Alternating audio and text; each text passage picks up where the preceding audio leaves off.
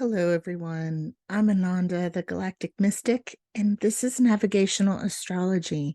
We have a really beautiful Virgo full moon to talk about. This is the moon of the Cosmic Timekeepers, and we have some ancient stories to unravel.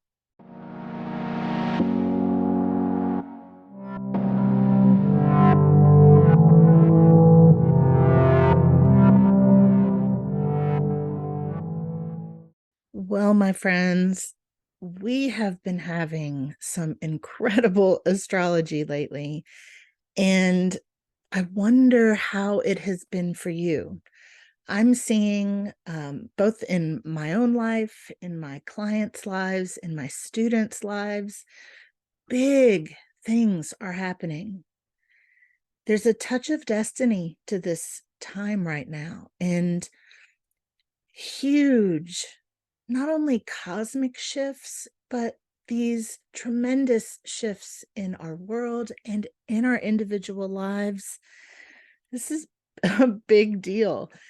And, sometimes big changes feel like a harvest, a culmination of something that has been on its way for a long time. And sometimes it feels wonderful and exhilarating. And at other times, it may feel overwhelming, stressful, scary. Sometimes both. There's no right or wrong way to be moving through this time right now. So, whatever your experience is, I just want to tell you, you're not doing it wrong. So, it's another rainy, windy, kind of gross day here in this Appalachian rainforest where I live, but we have had some beautiful days. I was able to visit my good friend, the river, recently, and that was very healing and restorative. I hope you have been able to get into nature lately. There's truly no better therapy, in my opinion. We recently had the super gorgeous conjunction of Venus and Jupiter, and at the same time, a powerful conjunction with Mercury and Saturn.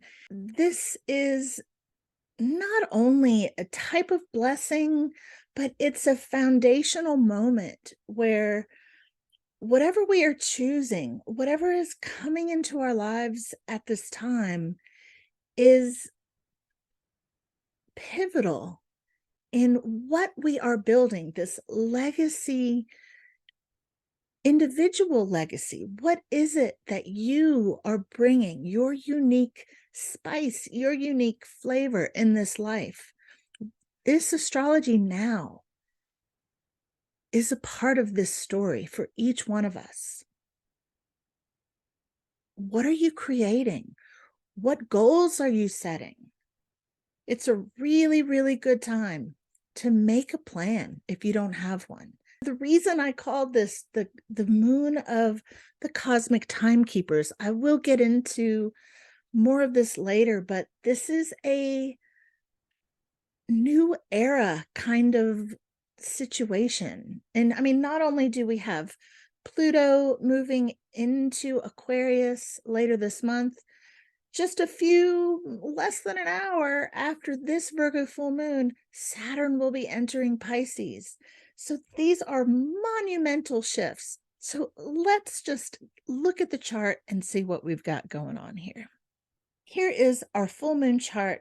This full moon is happening on March 7th, 2023 at 7:40 a.m. Eastern Standard Time. Here we have our full moon at 16 degrees and 40 minutes of Virgo, and we have our sun moon opposition. Now, our aspects to this moon are pretty telling. Our tightest aspect with this full moon is this gorgeous trine with Uranus. This trine is giving a smooth flow, a supportive flow to all the changes we are making as individuals and collectively. All of that breaking out of the mold, the doing something different, doing it weird, being yourself unapologetically. It's easy flowing. It's time. Drop, any kind of pretense, any kind of fakey fake we've been doing. No more. We have this gorgeous novile with actually both of the Black Moon Liliths. So this is actually an assignment. It's like you have to do this. Lilith holds our desire, our deep desire for sovereignty. The part of us that holds, our Lilith nature, that raw, primal part of us, she's clawing at the cage. She cannot contain the wildness anymore. And by wildness, I just mean who we are naturally, not like we need to go feral. I mean, some of us may, but that it's that authentic flavor that you are meant to bring. So we also have a quincunx with Venus. Now, this is interesting because Venus is in Aries and a quincunx is we are not understanding each other. So this full moon in Venus, there's something that they can't come to terms with. And what could that possibly be? Now, that it is important that we take care of our own needs, but the way that we go about it must include the sovereignty of other people and other beings. It is well known that we as human beings are happier, healthier. We generally do better the more that our consciousness includes the wellness of others. In other words, this is a solitude busting kind of aspect. And I say that as a person who is very solitary. But it's time for us to come together in more and greater ways.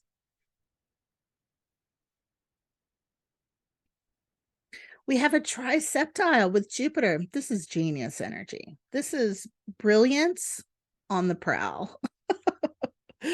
So, write down your ideas. You could really be getting some cosmic flow inspiration. We have a pretty decent sesquiquadrate with Pluto. So there's something running in the background. And, let's talk about Pluto for a moment, because Pluto is about to enter Aquarius after being in Capricorn since 2008. Now, depending on how old you are, this may apply more to those of us who are a little bit older and were well into adulthood in 2008. But think back, did something really major happen or change in your life at that time? If so, there's probably something you are experiencing now or will experience soon that you can actually connect to that. It is a type of divine cycle turning, it's a peak moment. It's a type of harvest. This is very, very profound. It may require some thinking, but if you can find it and tap into the pulse of this cycle, it can go a long way to collaborating with this cyclical energy that we all live within. And we do have a square with Mars, so we have a T-square. We have a T-square with the sun, moon, and Mars. Okay, so, a square to Mars with both the sun and the moon can be quite uncomfortable. This can bring out, our aggressive nature, which brings me, kind of reminds me of this sort of not understanding about this Venus and Aries, this not computing. This energy requires that we adjust. We have to bend somewhere. If we don't bend, we will break. And this T square could indicate the break into an outburst, yours or someone else's. Sometimes we're the ones who have the outburst.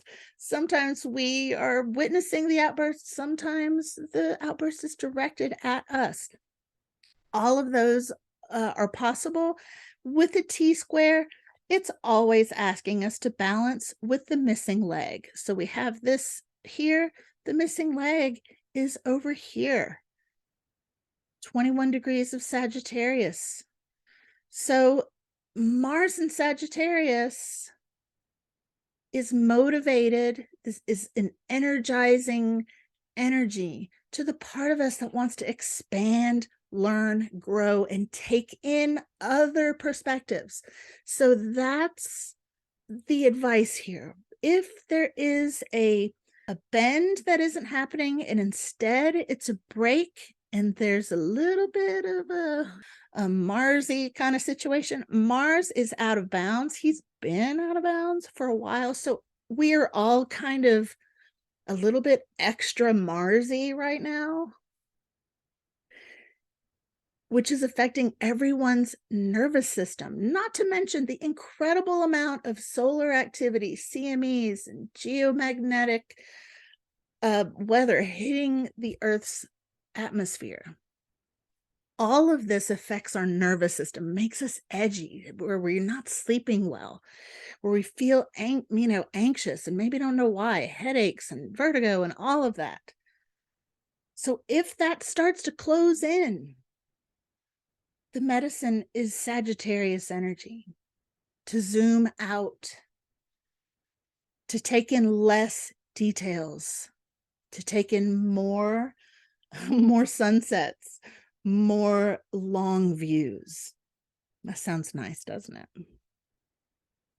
So that's the gist of our aspects. So we do want to talk about Saturn because in about 55 minutes after this full moon, Saturn will be entering Pisces after about 2.5 years of being in Aquarius. So this is a whole new situation. I am more in love with Saturn right now than I ever have been before. Now, I'm saying that after, really struggling with Saturn, really struggling. He's considered a malefic, but I don't really agree with that. I think that every single thing that we really want in life requires that we get in alignment with Saturn. He guards the gates of paradise. He is a harvest god. He makes us do hard things. He wants us to earn it, not because we're not worthy, but because we won't value it if we don't earn it.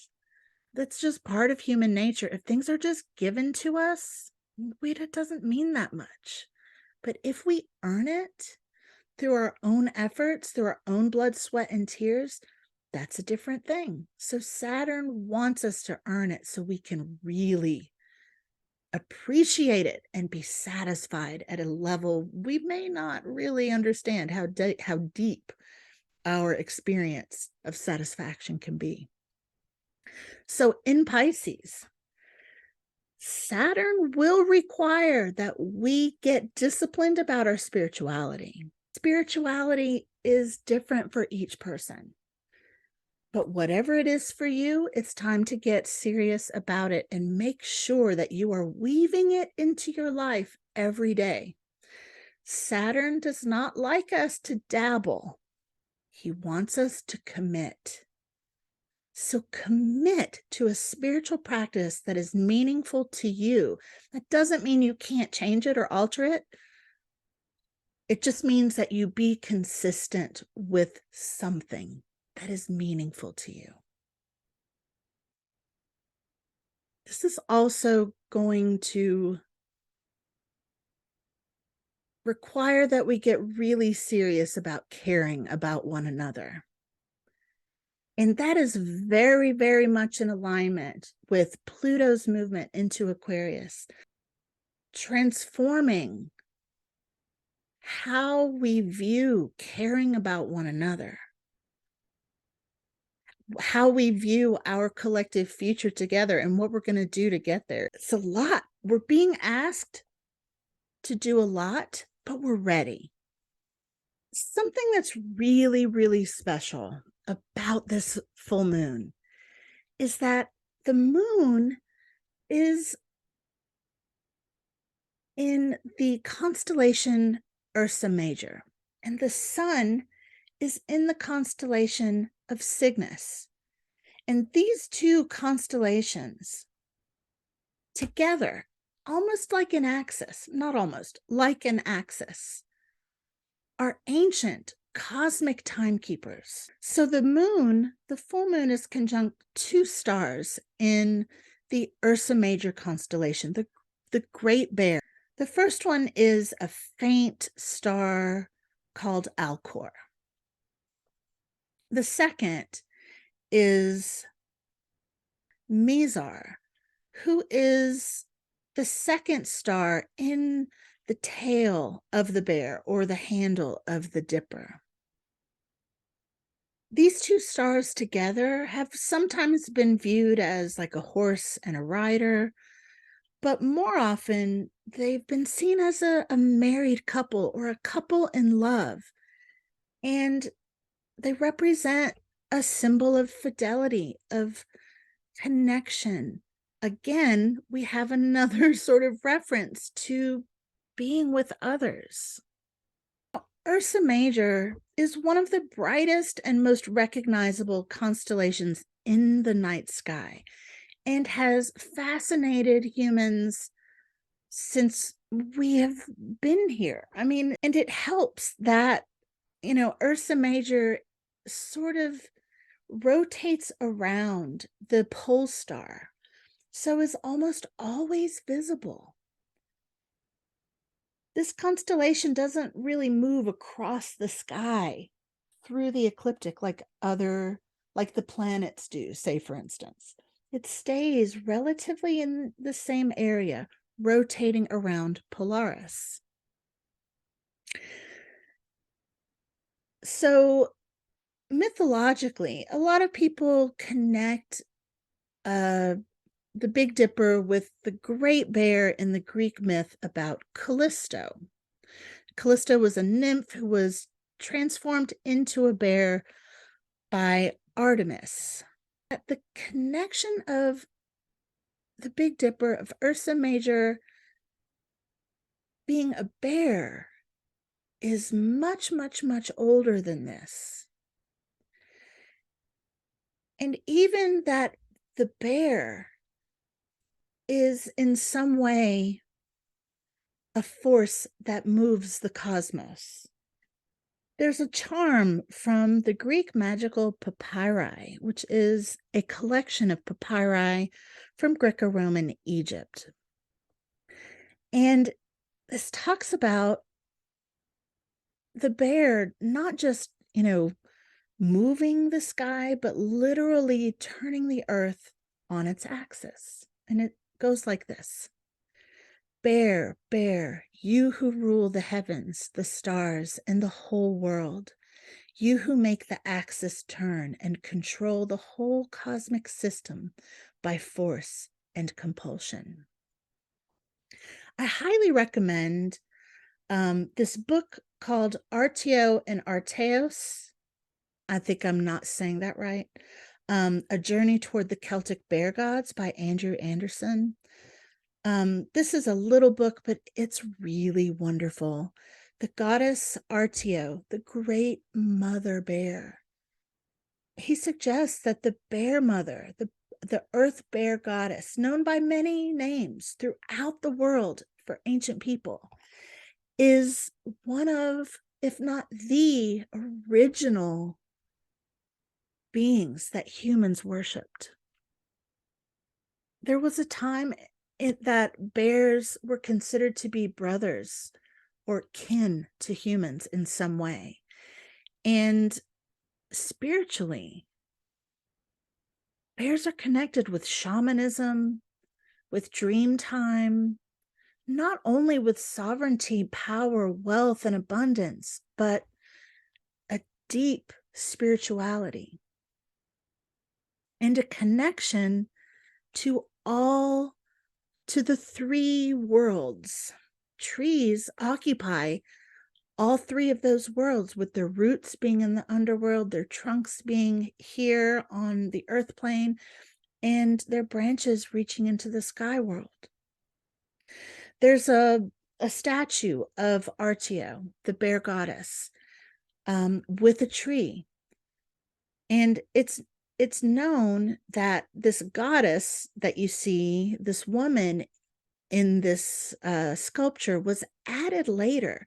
The original form of this sculpture or statue was the bear and the tree, showing this connection of the bear connecting the three worlds. And we see that with the myths connected to the bears, being a shamanic dreamtime traveler, a warrior, earthly ambitions. And then the sky, turning the actual cosmos, turning the earth on her axis. And then we have this constellation, the bear, that we have always revered. This is pretty, it's good stuff. So I hope that you are having a powerful experience. And I hope it's wonderful. But even if it isn't, I hope it is meaningful. Let me know how you are. We're in this together. No matter what is happening, may you experience the deep, serene, and transcendent peace of the wide open sky. Much love. I will see you soon.